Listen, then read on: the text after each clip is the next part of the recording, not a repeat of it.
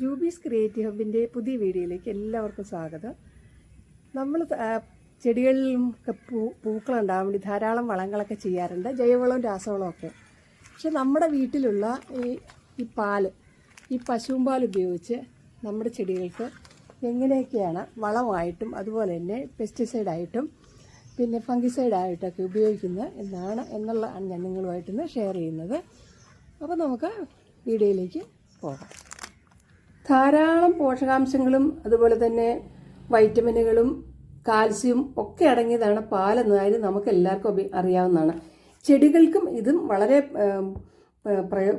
ഫലപ്രദമായിട്ട് ചെടികൾ വളരാനും അതുപോലെ തന്നെ വളമായിട്ടും പെസ്റ്റിസൈഡായിട്ടും ഫംഗിസൈഡായിട്ടും ഒക്കെ നമുക്ക് ഉപയോഗിക്കാൻ പറ്റും.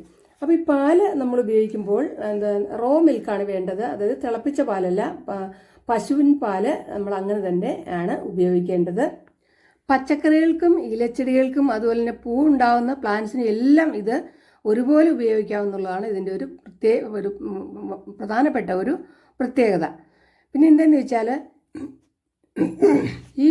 നമ്മുടെ ഈ പാല് ഇങ്ങനെ നമ്മൾ കൊടുത്ത ശേഷം ഒരു കാരണവശാലും കെമിക്കൽ പെസ്റ്റിസൈഡോ കെമിക്കൽ ഫെർട്ടിലൈസറോ ഒരു 15 ദിവസത്തേക്ക് ഉപയോഗിക്കാൻ പാടില്ല. കാരണം ആ പാലിലുള്ള നല്ല ബാക്ടീരിയകളൊക്കെ ഈ രാസവളങ്ങൾ അല്ലെങ്കിൽ രാസകീടനാശിനികൾ നശിപ്പിച്ച് കളയും. പിന്നെ ഈ പാല് ഇങ്ങനെ ഉപയോഗിക്കുമ്പോൾ അത് ഒരാഴ്ചയിലൊന്നോ അല്ലെങ്കിൽ 15 ദിവസത്തിലൊന്നൊക്കെ ഉപയോഗിക്കാവുള്ളൂ. അല്ലാതെ അടുത്തടുത്ത ദിവസങ്ങളിലൊക്കെ ഉപയോഗിച്ചാൽ നമ്മുടെ ചെടികൾ കേടുവരാനും ഒക്കെ ഉള്ള ഒരു സാധ്യതയും കൂടെ ഉണ്ട് എന്നുള്ള കാര്യം എല്ലാവരും ഓർത്തിരിക്കുക. ധാരാളം വൈറ്റമിനുകളും നാച്ചുറൽ ഷുഗറും കാൽസ്യവും ഒക്കെ അടങ്ങിയിരിക്കുന്നത് കൊണ്ട് ഇത് നമുക്ക് എല്ലാ ചെടികളിലും ഉപയോഗിക്കാം എന്നുകൂടി ഒരു പ്രത്യേകതയുണ്ട്. ഇത് സ്പ്രേ ചെയ്യുക മാത്രമല്ല, ഇങ്ങനെ ചുവട്ടിൽ ഒഴിച്ചു കൊടുക്കാം കേട്ടോ.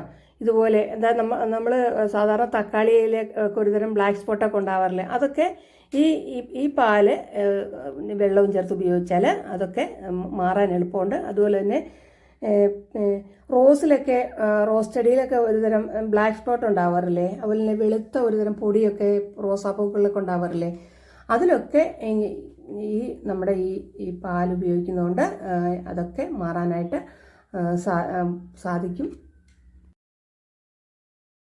പിന്നെ ഈ ഫ്രഷ് പാൽ തന്നെ വേണമെന്നില്ല. ചിലപ്പോഴൊക്കെ നമ്മൾ എക്സ്പയറി ഡേറ്റ് കഴിഞ്ഞ പാലൊക്കെ നമ്മുടെ വീട്ടിലുണ്ടാവാറുണ്ട്. അതൊക്കെ നമ്മൾ ചിലപ്പം വെറുതെ ഒഴിച്ച് കളയും. പക്ഷേ ആ പാല് ഉപയോഗിച്ച് ചെയ്താൽ മതി. ഞാൻ പറഞ്ഞല്ലോ, തിളപ്പിച്ചതായിരിക്കരുത്, റോ മിൽക്ക് ആയിരിക്കണം എന്ന കാര്യം പ്രത്യേകം ശ്രദ്ധിക്കണേ. അപ്പോൾ ഈ വീഡിയോ നിങ്ങൾക്ക് യൂസ്ഫുള്ളായി എങ്കിൽ നിങ്ങളൊന്ന് ലൈക്ക് ചെയ്തേക്കണേ. അതുപോലെ തന്നെ കൂട്ടുകാർക്കൊക്കെ ഒന്ന് ഷെയർ ചെയ്ത് കൊടുക്കണം.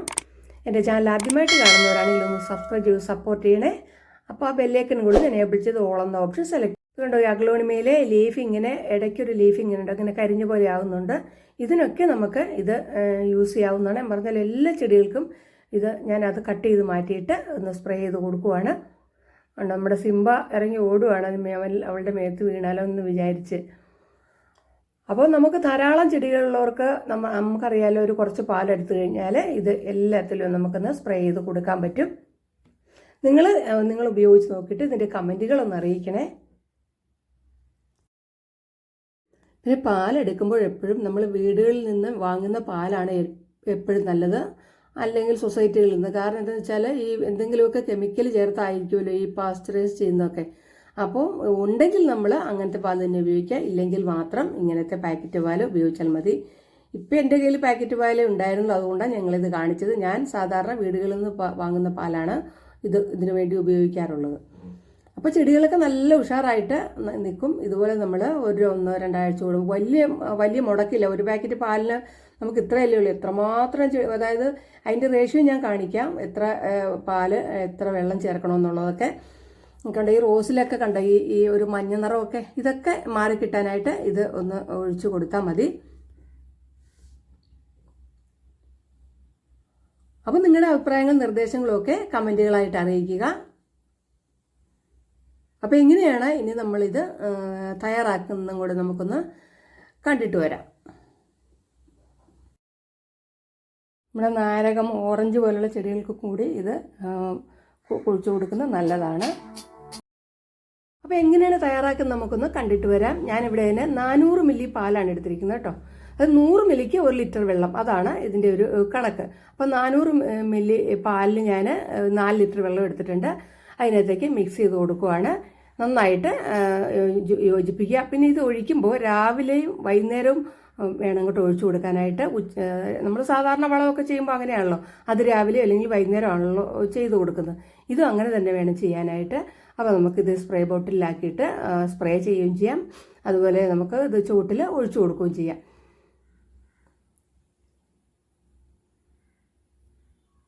അപ്പോൾ ഈ വീഡിയോ നിങ്ങൾക്ക് തീർച്ചയായിട്ടും യൂസ്ഫുള്ളായി എന്ന് ഞാൻ കരുതുന്നു. യൂസ്ഫുള്ളായെങ്കിൽ നിങ്ങൾ മറ്റുള്ളവരിലേക്ക് ഷെയർ ചെയ്ത് കൊടുക്കണം. അതുപോലെ തന്നെ നിങ്ങളൊന്ന് ലൈക്ക് ചെയ്തേക്കണേ.